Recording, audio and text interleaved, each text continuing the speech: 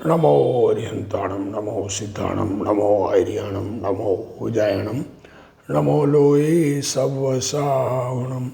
मंगलम भगवान वीरो मंगलम गौतमो गणी मंगलम कुंद कुंदार्यो जैन धर्मोस्तु मंगलम।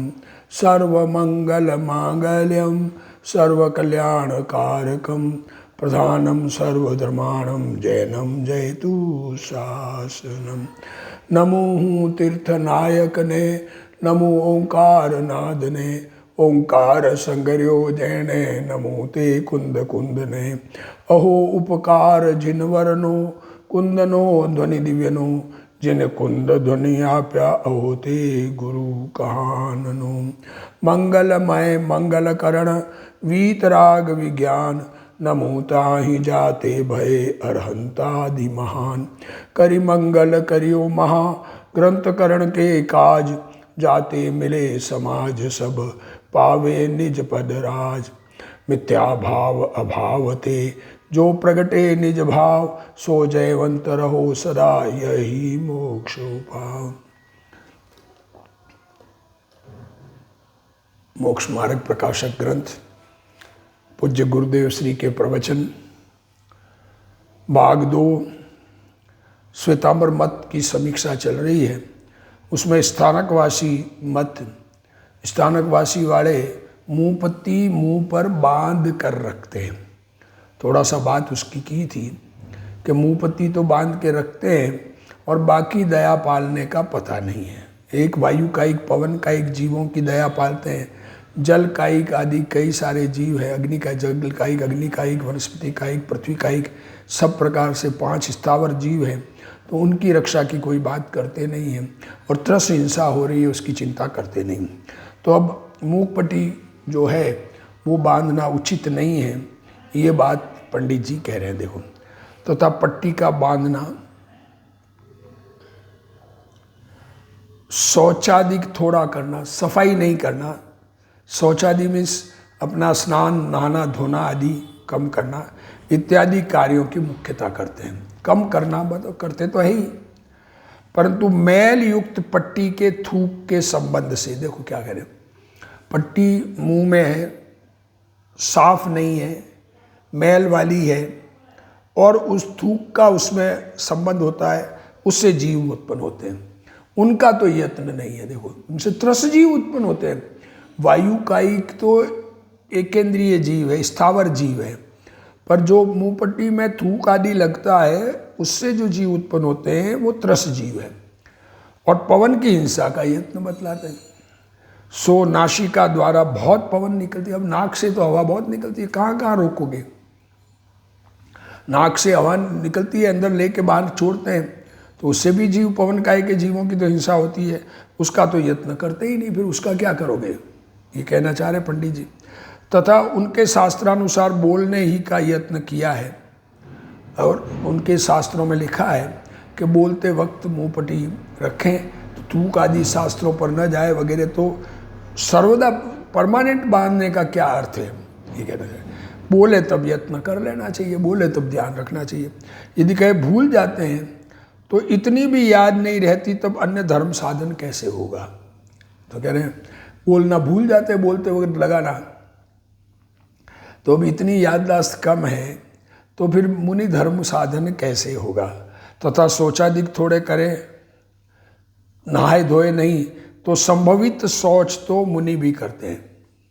संभवित शौच मीन्स मल विसर्जन, मूत्र विसर्जन करके आवे उसका शौच।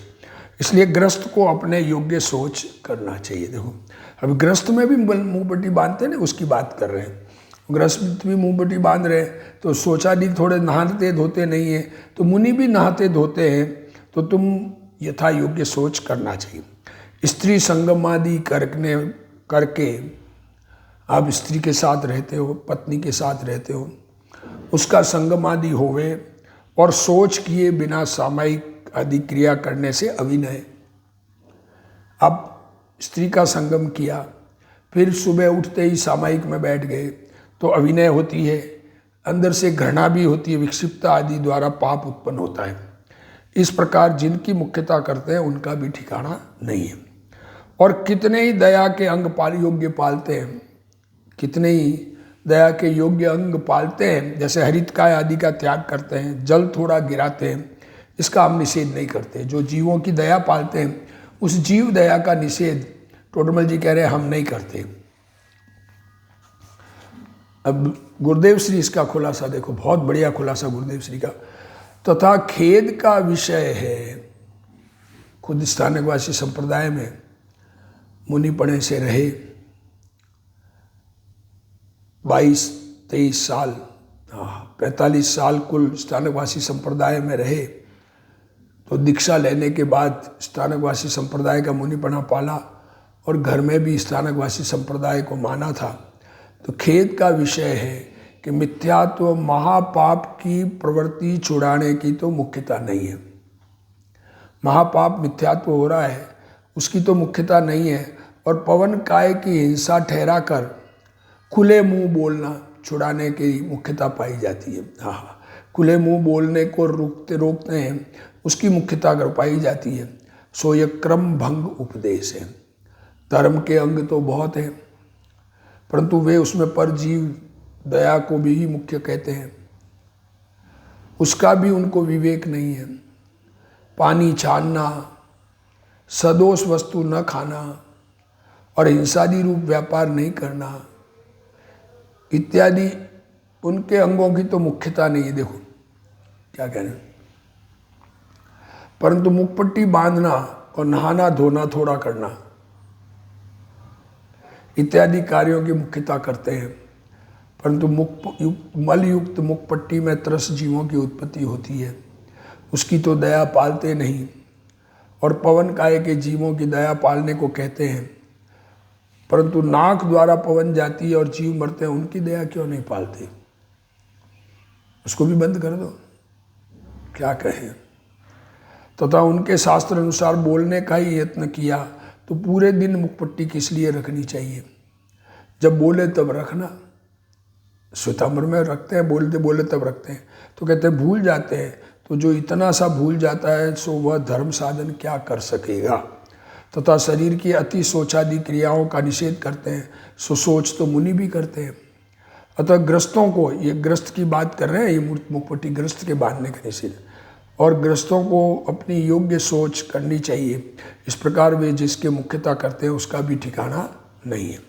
मूर्ति पूजा निषेध का निराकरण, अब इनके टूंडियों में मूर्ति पूजा नहीं मानते, उसका निषेध करते हैं, उसकी बात कर रहे हैं। देखो, तथा इस अहिंसा का एकांत पकड़कर जीव दया जीव दया जीव दया प्रतिमा चैत्यालय पूजनादि क्रिया का उत्थापन करते हैं, उसको उल्टा दिया। सो उन्हीं के शास्त्रों में प्रतिमा आदि का निरूपण है। उनके स्थानकवासी संप्रदाय के में ही मूर्ति पूजा आदि का है, प्रतिमा पूजने का, उसे आग्रह से लोप करते हैं। भगवती सूत्र में रिद्धिधारी मुनि का निरूपण है, भगवती सूत्र श्वेतांबर का, वहाँ मेरुगिरी आदि में जाकर तत्चेयाई वंदे ऐसा पाठ है। मेरुगिरी जाकर, इसका अर्थ यह है कि वहाँ चैत्यों की वंदना करते हैं, और चैत्य नाम प्रतिमा का प्रसिद्ध है। तथा वे हट से कहते हैं चैत्य शब्द के ज्ञानादि अनेक अर्थ होते हैं। ऐसी हट करते हैं कि वो तो ज्ञान भी अर्थ होता है, आप अकेला चैत्य क्यों, प्रतिमा का अर्थ नहीं। इससे पूछते हैं मेरुगिरी और नंदीश्वर द्वीप में जाकर वहाँ चैत्य वंदना की, सो वहाँ ज्ञानादि की वंदना करने का अर्थ कैसे संभव है? ज्ञानादि की वंदना तो सर्वत्र संभव है। जो वंदना योग्य चैत्य वहाँ संभव हो और सर्वत्र संभव न हो, वहाँ उसे वंदना करने का विशेष संभव है। और ऐसा संभवित अर्थ प्रतिमा ही है, क्योंकि जो वहाँ हो और यहाँ न हो उसकी बात करते हैं, और वो तो प्रतिमा ही है। और चैत्य शब्द का मुख्य अर्थ प्रतिमा ही है, सो प्रसिद्ध है। इसी अर्थ द्वारा चैत्यालय नाम संभव है, उसे हट करके किस लिए लुप्त करें। तथा नंदीश्वर द्वीपादि में जाकर देवादि पूजनादि क्रिया करते हैं। नंदीश्वर द्वीप में जाकर के देव पूजा करते हैं। नंदीश्वर द्वीप 8वां द्वीप है, वहाँ पर अकृत्रिम चैत्यालय है, उनकी पूजा देव करते हैं। उनका व्याख्यान उनके जहाँ तहाँ पाया जाता है। ये व्याख्यान श्वेतांबर के स्थानकवासी के सबके शास्त्रों में है तथा लोक में जहाँ तहाँ अकृत्रिम प्रतिमा का निरूपण है। सो वह रचना अनादि है, वह रचना भोग उतवाली के अर्थ तो है नहीं। और इंद्रादि के स्थानों में निष्प्रयोजन रचना संभव नहीं है। देखो क्या कह रहे हैं, वो रचना कोई भोग करने के लिए तो है नहीं। भगवान की प्रतिमा, वीतरागी प्रतिमा जिन बिंब स्थापन किया तो वो कोई भोग के लिए नहीं हो सकता, वो तो कोई न कोई वैराग्य का या भक्ति आदि का प्रयोजन है। इसलिए और निष्प्रयोजन रचना इंद्रों के वहाँ नहीं हो सकती बिना प्रयोजन की। इसलिए इंद्रादि उसे देखकर क्या करते हैं, या तो अपने मंदिरों में निष्प्रयोजन रचना देखकर, मंदिर है, मंदिर में चैत्यालय है, मूर्ति है, चैत्य भी है, उससे उदासित होंगे या तो क्या कहें न्यूट्रल होते होंगे कि ये है ऐसे ही, वहाँ दुखी होते होंगे, फिर कह रहे हमारे यहाँ ये क्या से आ गई। देवों के ऐसा प्रकरण होता नहीं, परंतु ये संभव नहीं है। या अच्छी रचना देखकर विषयों का पोषण करते होंगे, मूर्ति खूबसूरत है ऐसा देखते होंगे, परंतु अरहंत की मूर्ति द्वारा सम्यक दृष्टि अपना विषय पोषण करे यह भी संभव नहीं है। इंद्र सम्यक दृष्टि होते हैं, इसलिए वहाँ उनकी भक्ति आदि ही करते हैं, यही संभव है। मंदिरों में भक्ति आदि करते हैं। उनके सूर्याभ देव का व्याख्यान है, वहाँ प्रतिमा जी को पूजने का विशेष वर्णन किया है। सूर्याभ देव उसे गोपने के अर्थ कहते हैं, देवों का ऐसा ही कर्तव्य है। क्या कहते हैं, सूर्याभ देव प्रतिमा पूजन करता है, उनके ढूंढियों में कथन है। तो कहते हैं देवों का ऐसा ही कर्तव्य है, तो सो सच है, बिल्कुल ठीक है, देवों का कर्तव्य ऐसा है। परंतु कर्तव्य का तो फल होता ही होता है, वहाँ धर्म होता है या पाप होता है। यदि धर्म होता है तो अन्यत्र पाप होता था, यहाँ धर्म हुआ। देखो अगर प्रतिमा पूजने से धर्म होता है तो दूसरी जगह पाप होता था, देवों के धर्म हुआ, इसे औरों के सदृश कैसे कहें। इसलिए ये विशेषता हुई, यह तो योग्य कार्य हुआ।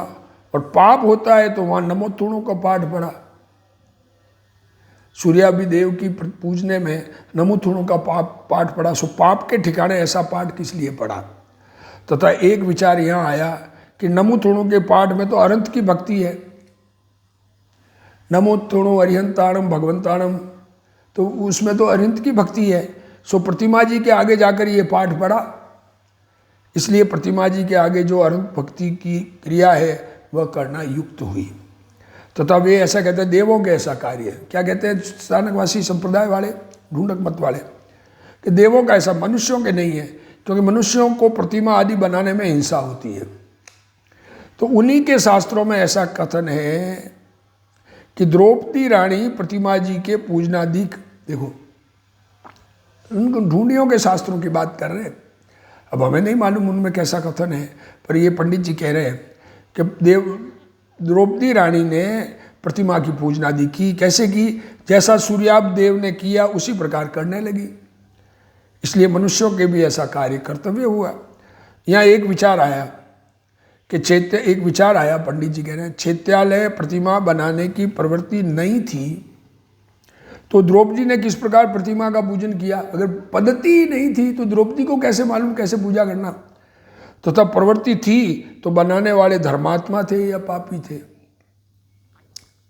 यदि धर्मात्मा थे तो गृहस्थों का ऐसा अर्थ कार्य करना योग्य हुआ, और पापी थे तो वहाँ भोगादि का प्रयोजन तो था नहीं। अगर पापी थे तो पापी मंदिर बनाने में कौन सा पाप हुआ, किस लिए बनाया। तथा द्रौपदी ने वहाँ नमोत्तुणों का पाठ किया, वह पूजनादि किया, सो कुतूहल किया या धर्म किया। ऐसे ही यदि कुतूहल किया तो माँ पापी नहीं हुई, और धर्म में कुतूहल कैसा, धर्म में क्या कुतूहल करना, और धर्म किया तो औरों को भी प्रतिमा जी की स्तुति पूजा करना युक्त है। तथा वे ऐसी मिथ्या युक्ति बनाते हैं जिस प्रकार इंद्र की स्थापना से इंद्र का कार्य सिद्ध नहीं है, उसी प्रकार अरहंत प्रतिमा से कार्य सिद्ध नहीं है। देखो क्या युक्ति कहते हैं कि इंद्र की मूर्ति बना लो तो इंद्र का काम कर लेगी, तो भगवान की भी प्रतिमा बना लो तो भगवान का काम कैसे करेगी वो। सो अरहंत किसी को भक्त मानकर भला करते हो तब तो ऐसा भी माने। अब देखो अरहंत भगवान तो वीतराग सर्वज्ञानी है, और वो उनकी पूजा करने वालों का भला नहीं करते। अगर वो भक्त भला करते हो तब तो ऐसा भी माने, परंतु वे तो वीतराग है, साक्षात विराजमान हो तब भी कुछ नहीं करते हैं वो। यह जीव भक्ति रूप अपने भावों से शुभ फल प्राप्त करता है। जिस प्रकार स्त्री के आकार रूप काष्ठ पाषाण की मूर्ति देखकर, देखो स्त्री का आकार बना के लकड़ी या पत्थर की कोई मूर्ति बनावे और उसको देखकर वहाँ विकार होगा, जीव को अनुराग करे तो उसको पाप बंद होता है। देखो अब स्त्री एक्चुअली स्त्री नहीं है, मूर्ति बनाई है, तो साहब वो तो मूर्ति है। अरे तो मूर्ति को देखने से मूर्ति को देखने वाले को विकार होगा, पाप होगा कि नहीं होगा? और उससे अनुराग करे तो उनको पाप, उस मूर्ति से प्रेम करे तो पाप बंद होगा। उसी प्रकार अनंत के आकार रूप धातु पाषाण आदि की मूर्ति देखकर धर्म बुद्धि से वहाँ अनुराग करे तो शुभ की प्राप्ति कैसे न होगी। यहाँ वे कहते हैं बिना प्रतिमा ही हम अनंत में अनुराग करके शुभ उत्पन्न करेंगे, हम बिना मूर्ति के कर लेंगे, हम बिना मूर्ति नहीं रखेंगे। तो इनसे कहते हैं आकार देखने से जैसा भाव होता है, देखो सामने प्रतिमा हो तो जिस प्रकार के परिणाम होते हैं वैसा परोक्ष स्मरण करने से नहीं होता। इसी से लोक में भी स्त्री के अनुरागी स्त्री का चित्र बनाते हैं। देखो दुनिया में जिसको जिससे प्रेम होता है उसका वो चित्र बनाते हैं। यहाँ स्त्री का उदाहरण दिया, दूसरा माँ बाप से प्रेम है तो माँ बाप की फोटो बनाते हैं, घर में स्थापन करते हैं। इसलिए प्रतिमा के अवलंबन द्वारा भक्ति विशेष होने से विशेष शुभ की प्राप्ति होती है। फिर कोई कहे प्रतिमा जी के देखो परंतु पूजनादि करने का क्या प्रयोजन है? मूर्ति को तो ठीक है दर्शन कर लो, पूजन क्यों करते हो? उत्तर, जैसे कोई किसी का आकार बनाकर घात करे, दृष्टांत दिया। क्या कहा? आजकल जैसे मंत्री आदि का पुतला जलाते हैं तो उसे उस जीव की हिंसा करने जैसा पाप होता है। हाँ, अरे किसी का पुतला जलाते हो बना के तो अंदर में परिणामों में उसको मारने जैसा भाव हुआ और पाप हुआ। वह कोई किसी का आकार बनाकर द्वेष बुद्धि से उसकी बुरी अवस्था करे, आकार बनाकर उसके लात मारे आदि करे, तो जिसका आकार बनाया उसकी बुरी अवस्था करने जैसा फल होता है। अरे वास्तव में व्यक्ति हो या नहीं हो, फल तो परिणामों का लगता है। सो उसी प्रकार अनंत का आकार बनाकर धर्मानुराग बुद्धि से पूजनादि करे तो अनंत के पूजनादि करने जैसा शुभ भाव उत्पन्न होता है तथा वैसा ही फल होता है। अति अनुराग होने पर प्रत्यक्ष दर्शन न होने से आकार बनाकर पूजनादि करते हैं, इस धर्मानुराग से महापुण्य होता है। तथा ऐसा कुतर्क करते हैं कि जिसके जिस वस्तु का त्याग हो उसके आगे उस वस्तु का रखना आश्चर्य करना है। भगवान ने तो छोड़ा हुआ है सब, उनके आगे वो कैसे रखें? इसलिए चंदनादि द्वारा अनंत की पूजन युक्ति नहीं है। समाधान देखो पंडित जी कितना व्यवहारिक रूप से समाधान करते हैं, ये बात समझनी की है। मुनि पद लेते ही सर्व परिग्रह त्याग किया था। भगवान ने मुनि पद लिया तो सब कुछ छोड़ दिया था। केवल ज्ञान होने के पश्चात तीर्थंकर देव के समवस्त्रण आदि बनाए, छत्र संवर आदि किए, सो हास्य किया या भक्ति की? ये प्रश्न है पंडित जी का कि तीर्थंकर परमात्मा ने जब मुनिपद लिया तो सब परिग्रह का त्याग कर दिया था, और जब केवल ज्ञान हुआ तो इंद्र आके समोषण की रचना करते हैं। हाँ, और छत्र संवर आदि बनाते हैं। तो ये क्या करते हैं? हम हंसी मजाक कर रहे हैं या भक्ति कर रहे हैं भगवान की? हास्य किया तो इंद्र महापापी हुआ। अगर हास्य किया है कि भगवान के त्यागी हुई चीज भगवान के ऊपर लगाई है तो महापापी हुआ, सो बनता नहीं है। और भक्ति की तो पूजनादि में भी भक्ति ही करते हैं। छद्मस्त के आगे त्याग की हुई वस्तु का रखना हास्य करना है। क्या कह रहे? छद्मस्त ने जिस वस्तु को छोड़ दिया हो वो उसके आगे रखें, जैसे हम प्याज लहसुन नहीं खाते, हमारे आगे प्याज लहसुन रखे तो हंसी करना हो, हमारी हंसी उड़ाना होता है, क्योंकि उसके विक्षिप्तता हो आती है। हम छद्मस्त हैं तो हमको उससे अच्छा नहीं लगता है हमारे सामने त्यागी हुई वस्तु आवे तो। केवली के व प्रतिमा के आगे देखो, केवल ज्ञानी परमात्मा साक्षात हो या प्रतिमा हो, अनुराग से उत्तम वस्तु रखने का दोष नहीं है, उनके विक्षिप्तता नहीं होती। धर्मानुराग से जीव का भला होता है, धर्म के प्रेम से जीव का भला होता है। फिर वे कहते हैं प्रतिमा बनाने में, चैत्यालय आदि कराने में, प्रतिमा बनाई मंदिर बनाया, पूजन आदि क्रिया की, हिंसा होती है और धर्म अहिंसा है।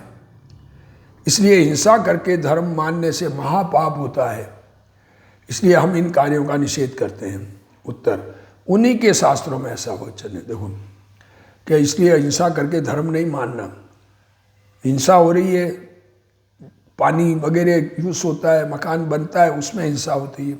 तो कह रहे देखो उनके शास्त्रों में, ढूंढियों के, मूर्ति पूजक के, मंदिर वालों के, उनके श्वेतांबर के शास्त्रों में, सोचा जाने कल्याणम सोचा जाने पावगम उभयम पि जाने सोचा जम से यतम समायर। यहाँ कल्याण, पाप और उभय, क्या कहा? कल्याण कहा, पाप कहा और मिक्स कहा। ये तीनों शास्त्र सुनकर जाने, ऐसा कहा है। सो उभय तो पाप और कल्याण मिलने से होगा, पाप भी है कल्याण भी है। सो ऐसे कार्य का भी होना ठहरा। तीन प्रकार के काम कहे ना, तो ये काम मिक्स काम भी होता है। वहाँ पूछते केवल धर्म से तो उभय हल्का है। देखो अकेला आत्मा का अनुभव करे, स्वरूप में एकाग्रता करे, सामायिक करे, उससे तो ये हल्का है ही। और केवल पाप से उभय बुरा है या भला है, क्या कह रहे हैं? पुण्य, अकेला पुण्य में रहे, अकेला धर्म में रहे, अकेला शुभ में या शुद्धोपयोग में रहे, उससे तो ये मिक्स वाला हल्का है। पर पाप से भला है या हल्का है, बुरा है। यदि बुरा है तो इसमें तो कुछ कल्याण का अंश मिला है, पाप से बुरा कैसे कहें? और भला है तो केवल पाप को छोड़कर ऐसे कार्य करना ठहरा। अकेला पूर्ण पाप न छूटता हो तो थोड़ा सा पाप हो जाए, पर अपना कल्याण जिससे हो ऐसा काम करना। अगर पूर्ण रूप से छूटकर एकमात्र शुभ में, शुद्धोपयोग में रहे, चैतन्य भगवान आत्मा का अनुभव करे, तो उसका निषेध नहीं है। तथा युक्ति से भी ऐसा ही संभव है। कोई त्यागी होकर मंदिर आदि नहीं बनवाता है। देखो त्यागी होकर के क्षुल्लक एल्लक मुनि बन के फिर मंदिर बनाने के कार्यों में लगता है, उसका तो निषेध हम भी करते हैं। वह सामायिक आदि निर्वद्य कार्यों में प्रवृत्ता है। देखो क्या कह रहे हैं, जो मंदिर आदि त्यागी हो गया वो मंदिर नहीं बनावे, सामायिक आदि कार्यों में लगे, शुद्धोपयोग में लगे, तो उन्हें छोड़कर प्रतिमादि कराना या पूजनादि कराना उचित नहीं है। अपने सामायिक की को भंग करके ये मंदिर आदि बनाने में इस कार्य का पूजनादि करना उचित नहीं है। परंतु कोई अपने रहने के लिए मकान बनाए, खुद के रहने के लिए मकान बनाए, वो तो एकांत पाप है, उससे तो चैत्यालय आदि करने वाला हीन नहीं है। खुद का रहने का मकान बनाने से तो मंदिर बनाना अच्छा है कि नहीं? हाँ, हिंसा तो हुई, परंतु उसके तो लोभ पापानुराग की वृद्धि हुई और इसके लोभ छूटकर धर्मानुराग हुआ। तथा कोई व्यापार आदि कार्य करे, उससे तो पूजनादि कार्य करना ही नहीं। अब व्यापार धंधा करे दुकान जाकर, तो वो छोड़कर पूजा करने में लगा, तो वो पूजा तो अच्छी हुई ना, वहाँ तो हिंसादि बहुत होते थे। अब देखो तुलना की है पंडित जी ने, पाप से ये पुण्य का कार्य, थोड़ा सा पाप होता है पर थोड़ा पुण्य, उसमें पुण्य भी है, इसलिए ये अच्छा हुआ। पर सामायिक करने वाले को नहीं कहते कि तुम मंदिर बनाओ पूजा करो। लोभ आदि बढ़ता है, देखो कहाँ, दुकान के कार्यों में, पाप ही की प्रवृत्ति है। और यहाँ हिंसादिक भी किंचित होते, थोड़े से होते हैं, लोभ आदि घटते हैं और धर्मानुराग बढ़ता है। इस प्रकार जो त्यागी न हो, अपने धन को पाप में खर्चते हों, उन्हें चैत्यालय आदि बनवाना योग्य है। देखो क्या कह रहे हैं, त्याग तो नहीं हुआ, अब धन से पाप कार्यों में धन को लगाते हैं, उससे तो अच्छा है ये पुण्य कार्य में लगा। और जो निर्वद्य सामायिक आदि कार्यों में उपयोग को न लगा सके, देखो अब ये अपने सामायिक आदि में जिनका उपयोग न लगे, अपने चैतन्य स्वभाव में न लगे, जो अपने सामायिक स्वरूप में एकाग्रता न कर सके, उनको पूजना आदि का करने का निषेध नहीं है। फिर तुम कहोगे निर्वद्य सामायिक आदि कार्य ही क्यों न करे, धर्म में काल लगाना, वहाँ ऐसे कार्य किस लिए करें। देखो सामायिक आदि से हिंसा नहीं है तो उसी कार्य में लगना चाहिए। उत्तर, यदि शरीर द्वारा पाप छोड़ने पर ही निर्वद्यपना हो तो ऐसा ही करें, शरीर का काम करना हो तो ऐसा ही करें। परंतु परिणामों में पाप छूटने पर निर्वद्यपना होता है, भाव पाप का बिल्कुल नहीं आवे तब अहिंसक होता है। सो बिना अवलंबन सामायिक आदि में जिसके परिणाम न लगे, देखो सामायिक आदि में भाव तो लगने चाहिए ना।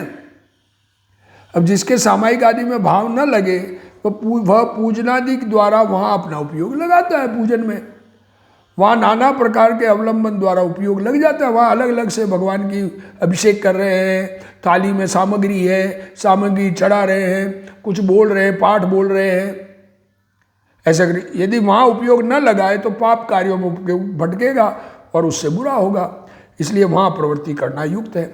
तुम कहते हो धर्म के अर्थ हिंसा करने से महापाप होता है, अन्यत्र हिंसा करने से थोड़ा पाप होता है। सो प्रथम तो यह सिद्धांत का वचन नहीं है। देखो धर्म के अर्थ पाप करने से महापाप होता है और दूसरी जगह हिंसा करने से पाप कम होता है, ये तो कोई सिद्धांत का वचन नहीं है और युक्ति से भी नहीं मिलता। क्योंकि ऐसा मानने से तो इंद्र जन्म कल्याणक में बहुत जल से अभिषेक करते हैं। भगवान का जन्म कल्याणक मेरू शिखर पर भगवान का अभिषेक करते हैं तो जल लाते हैं क्षीर सागर का, पंचम समुद्र का, और उस समुद्र के जल से वहाँ अभिषेक करते हैं और समोसरण में देव पुष्प वृष्टि करना, छवर ढालना इत्यादि कार्य करते हैं, सो वे महापापी हुए। और यदि तुम कहोगे उनका ऐसा ही व्यवहार है तो क्रिया का फल तो हुए बिना रहता नहीं है। यदि पाप है तो इंद्रादिक तो सम्यक दृष्टि है, ऐसा कार्य किस लिए करेंगे, सम्यक दृष्टि ऐसा काम क्यों करेंगे। और धर्म है तो किस लिए निषेध करते हो, भला तुम ही से पूछते हैं। अब आगे, तीर्थंकर की वंदना को राजा दिख गए, साधु की वंदना को दूर भी जाते हैं। मुनिराज की वंदना करने के लिए जाते कि नहीं, जिन्हें साधु वंदना के लिए स्थानकवासी भी जानते हैं। सिद्धांत सुनने आदि कार्य करने के लिए गमनादि करते हैं, वहाँ मार्ग में हिंसा हुई। अब हिंसा तो होती है, बिना हिंसा के जा सकते हैं क्या। तथा साधर्मियों को भोजन कराते हैं, साधर्मी वात्सल्य, तो खाना बनाएंगे कि नहीं बनाएंगे। साधु का मरण होने पर उसका संस्कार करते हैं, साधु होने पर उत्सव करते हैं, मुनि बनते हैं तो उत्सव करते हैं, इत्यादि प्रवृत्ति अब भी देखी जाती है। सो यहाँ भी हिंसा होती है परंतु यह कार्य तो धर्म है, अन्य कोई प्रयोजन नहीं है। अब इसमें जीव हिंसा थोड़ी बहुत तो होगी, खाना बनाते हैं तो भट्टी जलाते हैं, साधर्मी वात्सल्य करेंगे तो गांव में 1000 लोग हो, साधर्मी 5000 हो तो बड़ा खाना बनेगा, तो वो धर्म है कि नहीं। धर्म का ही प्रयोजन और कोई प्रयोजन नहीं। यदि यहाँ महापाप होता है तो पूर्व काल में ऐसे कार्य किए उनका निषेध करो, अगर उससे पाप होता है तो फिर इस काम का निषेध, और अब भी गृहस्थ ऐसा कार्य करते हैं उसका त्याग करो। मुनि के वंदना के लिए जाते हो, गाड़ी लेके जाते हो, गाड़ी से जीव मरते हैं, हिंसा होती है कि नहीं होती। तथा यदि धर्म होता है तो धर्म के अर्थ हिंसा में महापाप बतलाकर किस लिए भ्रम में डालते हो। इसलिए इस प्रकार मानना युक्त है। कैसा मानना युक्त है, जैसे थोड़ा धन ठगाने पर बहुत धन का लाभ हो, कहीं थोड़ा सा रुपया जाता हो और अंदर पीछे से लाभ ज़्यादा आने का हो तो वह कार्य करना योग्य है। ये दुनिया में दुनिया का उसूल है। उसी प्रकार थोड़े हिंसादिक पाप होने पर बहुत धर्म उत्पन्न हो तो वह कार्य करना योग्य है। यदि थोड़े धन के लोभ से कार्य बिगाड़े तो मूर्ख है। थोड़ा धन खर्च करने से अगर अपना कमाई का अच्छा कार्य होता हो तो खर्च करता है, पर अगर नहीं कार्य को बिगाड़े थोड़े धन के लोभ में तो नुकसान हो जाएगा। उसी प्रकार थोड़ी हिंसा के भय से बड़ा धर्म छोड़े तो पापी ही होता है। तथा बहुत धन ठगाए और थोड़ा धन उत्पन्न करे, खर्च तो बहुत हो जाए और कमाई कम हो, वह उत्पन्न नहीं करे तो वह मूर्ख है। उसी प्रकार बहुत हिंसादि द्वारा पाप उत्पन्न करे और भक्ति आदि धर्म में थोड़ा प्रवर्ते वह न प्रवर्ते तो वह पापी ही होता है। ये देखो ये बात बताई, तीन तुलना की है, पाप पुण्य और धर्म। पाप से पाप हटकर पुण्य में लगे और पुण्य छूट हटकर धर्म में लगे, तो धर्म में जितना लगे उतना कार्यकारी है, ये कहना चाहिए। तो जिस प्रकार बिना ठगाए ही धन का लाभ होने पर ठगाए तो मूर्ख है, उसी प्रकार निर्वध्य धर्म रूप उपयोग होने पर सावध्य धर्म में उपयोग लगाना योग्य नहीं है। इस प्रकार अपने परिणामों की अवस्था देखकर भला हो वह करना, ये परंतु एकांत पक्ष कार्यकारी ने एकांत नहीं करना। तथा अहिंसा ही केवल धर्म का अंग नहीं है। देखो खाली अहिंसा जीवों की दया एक ही धर्म का अंग नहीं है। स्थानकवासी एक सिर्फ जीवों को मत मारो ऐसा कहते हैं, वही एक अंग नहीं है। राग आदि का घटना धर्म का मुख्य अंग है। धर्म का मुख्य अंग अपने आत्मा में से अपने में से राग का मिटना वो मुख्य है। इसलिए जिस प्रकार परिणामों में राग आदि घटे वह कार्य करना। अब आगे गुरुदेव श्री इसका खुलासा करेंगे जो अपन अगले स्वाध्याय में पढ़ेंगे। अभी जिनवाणी स्तुति।